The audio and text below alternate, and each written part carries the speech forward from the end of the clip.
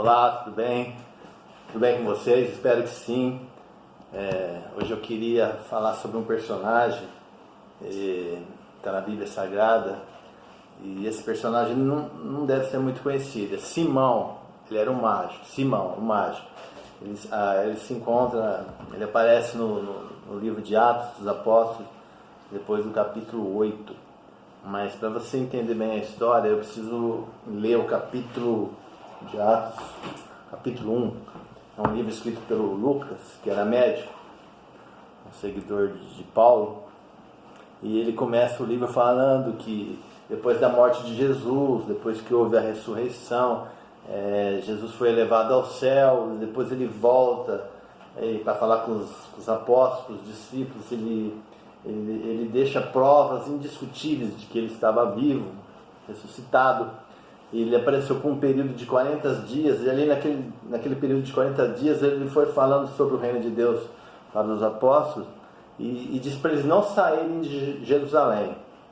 A promessa é que eles ficassem ali, que eles seriam revestidos de poder do Espírito Santo e tal, para pregar o Evangelho. Primeiramente, o Evangelho seria pregado em 3 fases. A primeira fase seria em Jerusalém, a segunda fase em Samaria, uma região perto de Jerusalém, um povo que era, por causa de barreiras sociais, não se davam bem com os judeus, mas o Evangelho era para ser pregado ali em Samaria, na segunda fase. E na terceira fase, nos confins da terra, que é a fase que nós estamos hoje. Hoje no mundo nós estamos naquela fase de pregar o Evangelho nos confins da terra, nos confins do mundo, né? E estamos aqui, né, na cidade qual nascemos e vivemos nessa região. Então nós somos comissionados por Deus, os cristãos, para pregar o Evangelho nos confins da terra, onde nós estivermos espalhados. Então, primeira fase, Jerusalém; segunda fase, Samaria; terceira fase, confins das terras. E é interessante que eles começaram a pregar o Evangelho debaixo de forte oposição. Os judeus, perseguição dos romanos, judeus ali, e conforme a perseguição ia avançando, eles começavam a pregar o Evangelho saindo por outras regiões, né, os discípulos, os apóstolos. No capítulo Atos 1, você vê, eles começaram a fazer milagres, curas, pregar o Evangelho, ensinando, os apóstolos sendo perseguidos, mas muita gente se juntando ao povo de Deus, através do Evangelho. E em Atos 8, ali, quem vai lá para pregar o Evangelho, primeiramente em Samaria, é Filipe.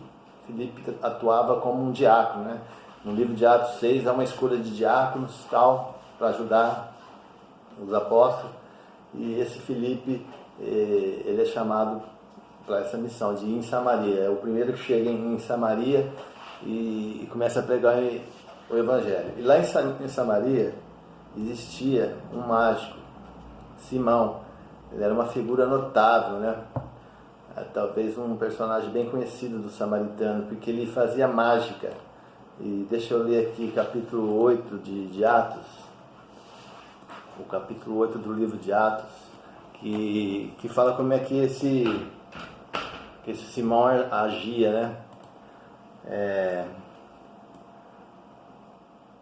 As pessoas que haviam sido dispersas pegavam a palavra por onde quer que forem, né?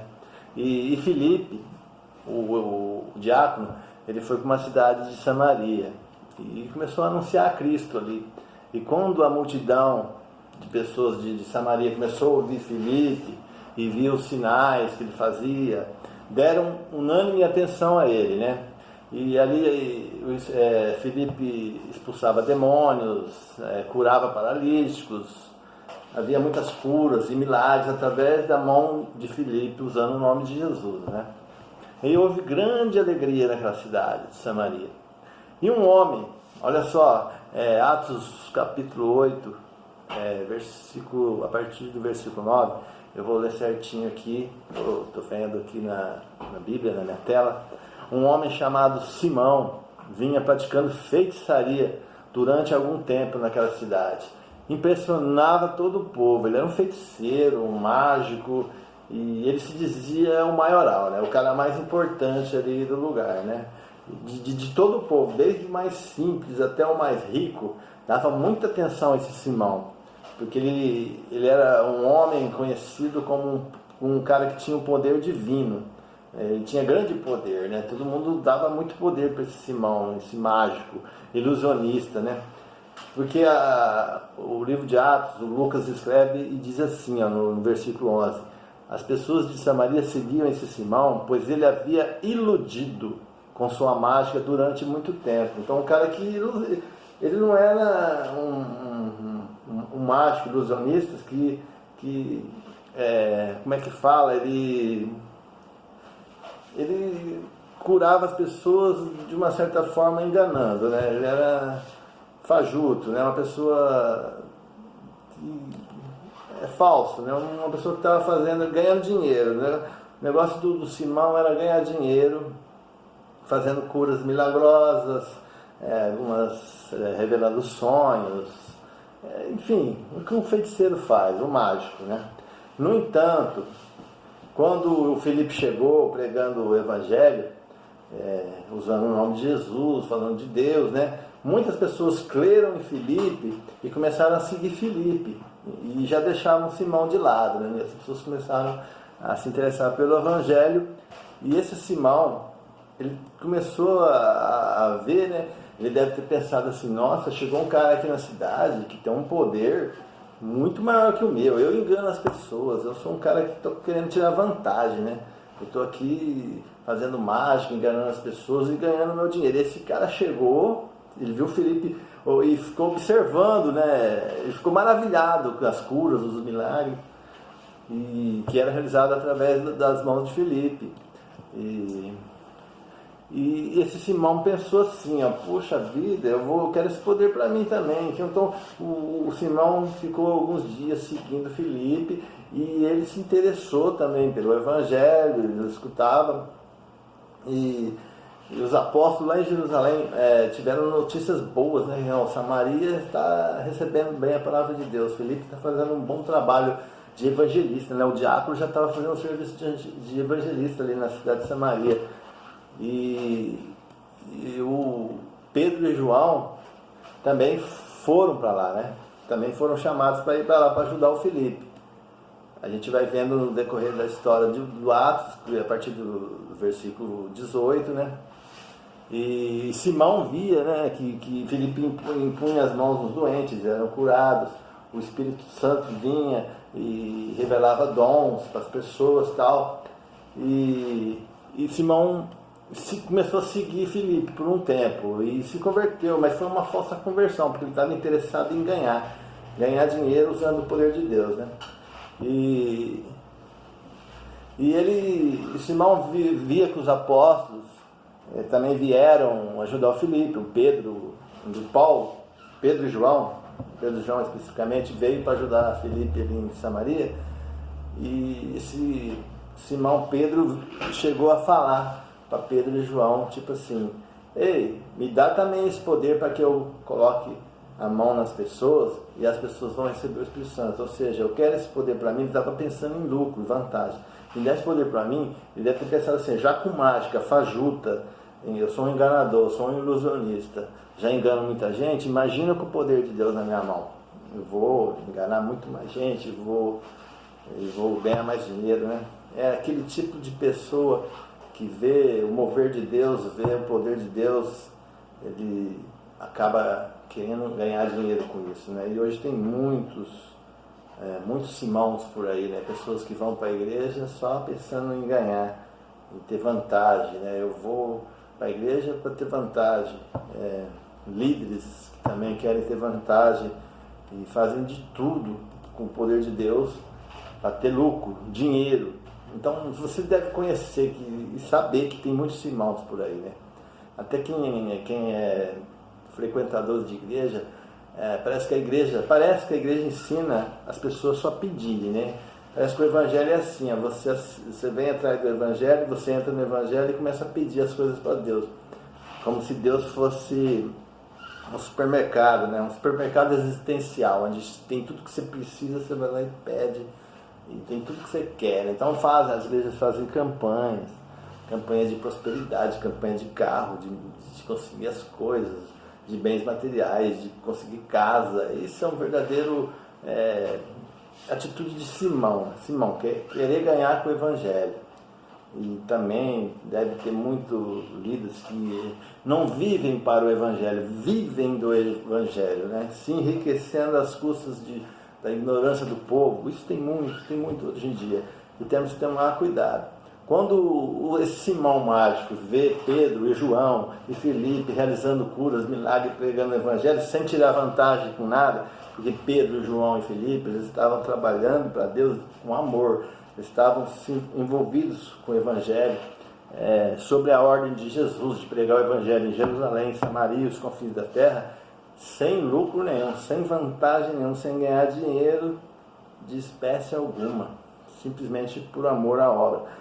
E esse Simão, ele chega e ele pede para Pedro e João: me dá esse poder para mim também, para que eu ajude vocês. Mas aí, Pedro, ele percebeu a intenção desse Simão mágico e disse assim, no versículo 20: pereça com você o seu dinheiro, Simão.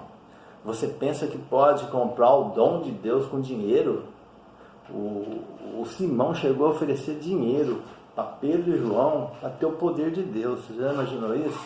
Naquela época já tinha pessoas querendo tirar vantagem com o Evangelho, né? Esse Simão foi o primeiro deles que eu vejo aqui, na história dos apóstolos, no livro de Atos, que queria ganhar dinheiro com o Evangelho.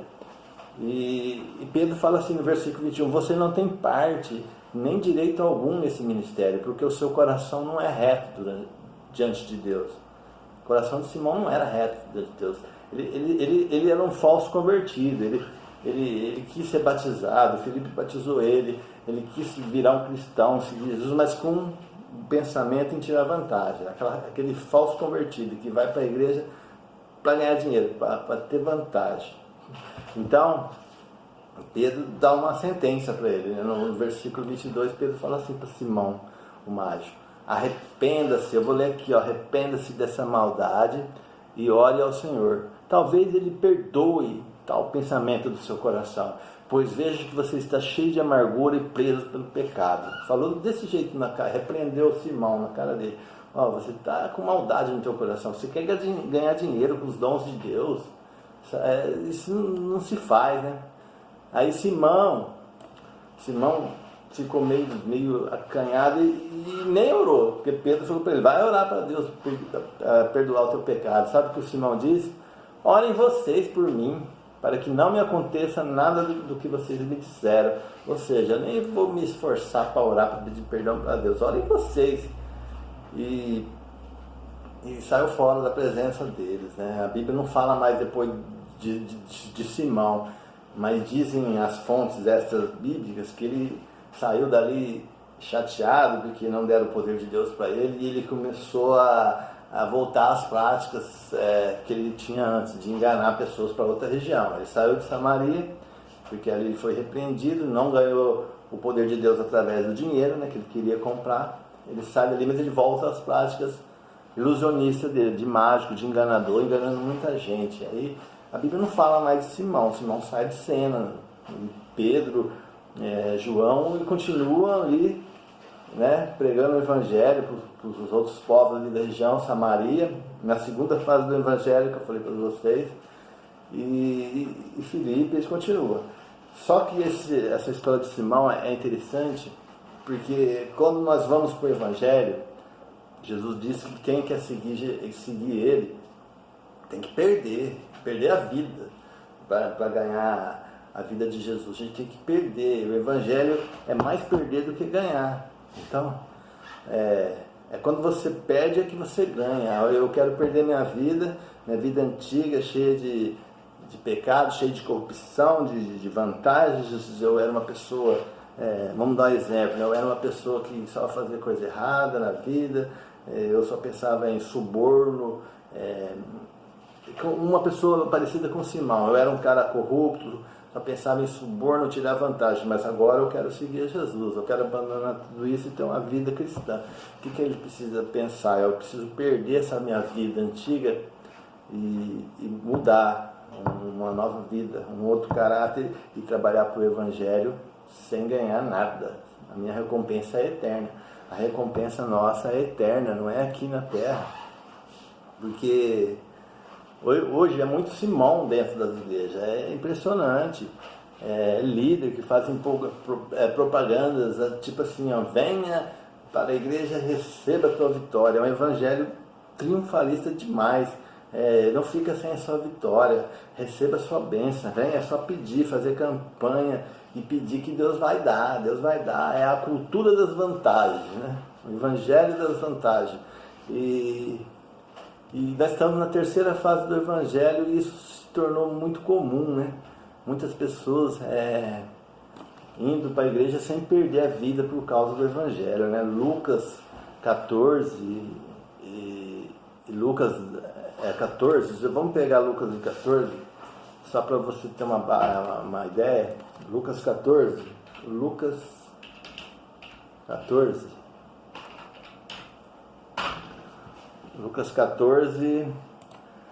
versículo 26, diz assim, ó, Lucas 14, versículo 26, deixa eu pegar aqui,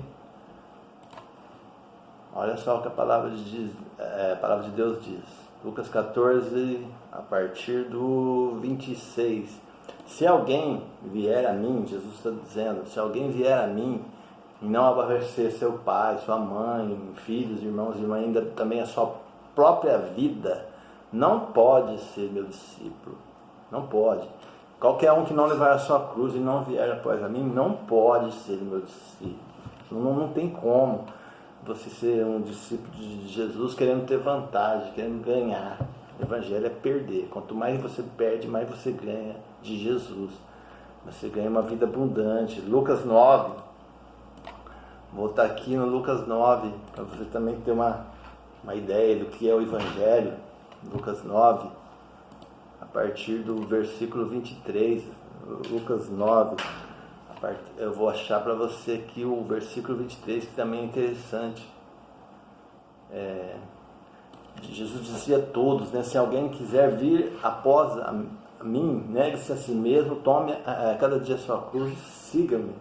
Porque qualquer um que quiser salvar a sua vida tem que perdê-la.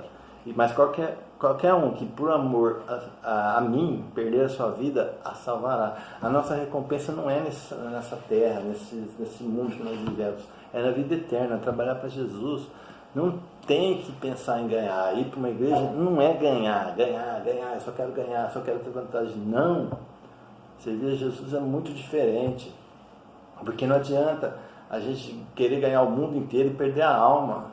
Não adianta. Servir a Jesus é além dessas coisas, não é ficar focado em vantagem. E hoje nós vivemos uma geração de pessoas só querendo tirar vantagem. O brasileiro, ele por natureza, ele é uma pessoa que gosta de tirar vantagem, né? Na caminhada com Jesus não tem essa de vantagem. Ganha quem sabe perder a vida. Tá? Qual que é a nossa recompensa? Aqui na terra, nenhuma.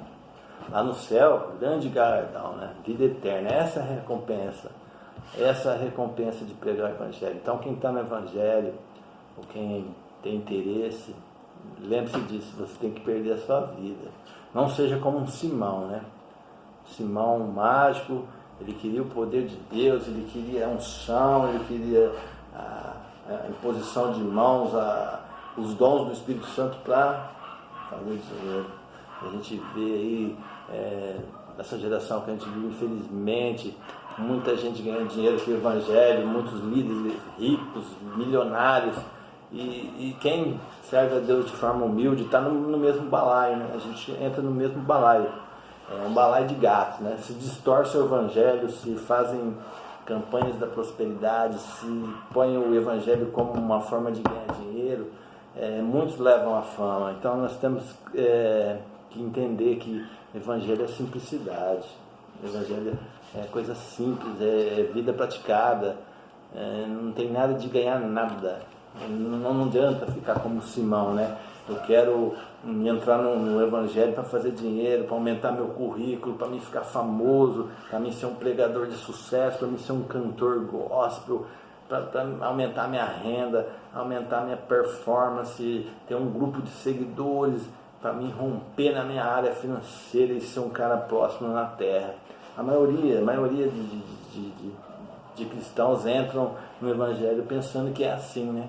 Eu vou ficar tão famoso, eu vou prosperar, porque Deus quer que eu viva, não pela cauda, né? Porque eu sou cabeça, eu não sou cauda.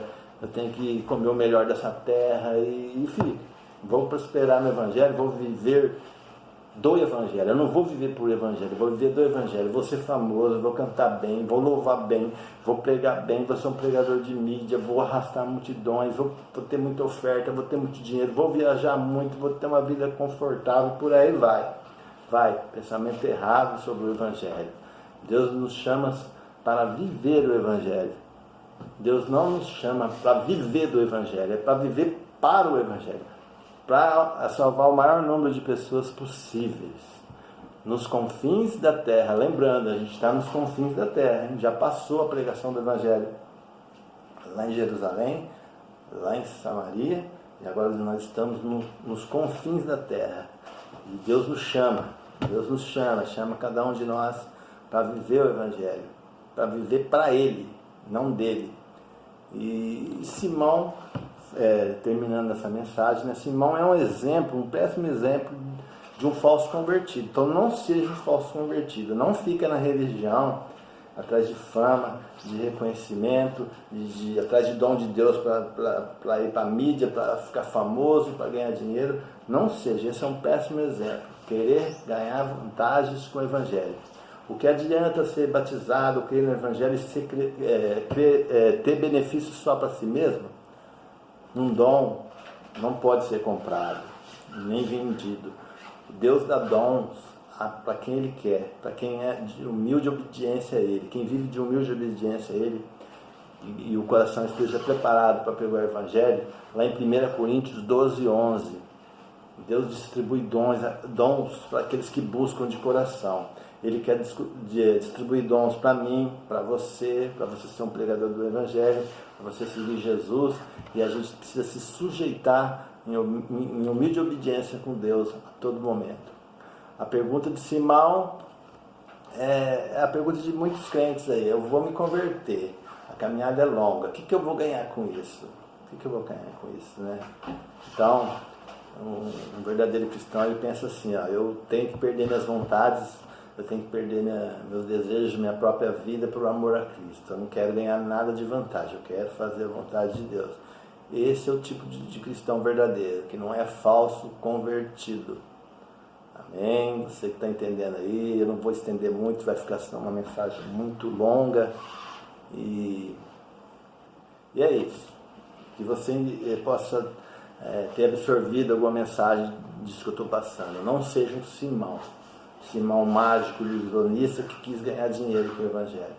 Seja um crente verdadeiro, um verdadeiro convertido, que vai ajudar muitas pessoas, que vai pregar o Evangelho sem tirar vantagem de ninguém.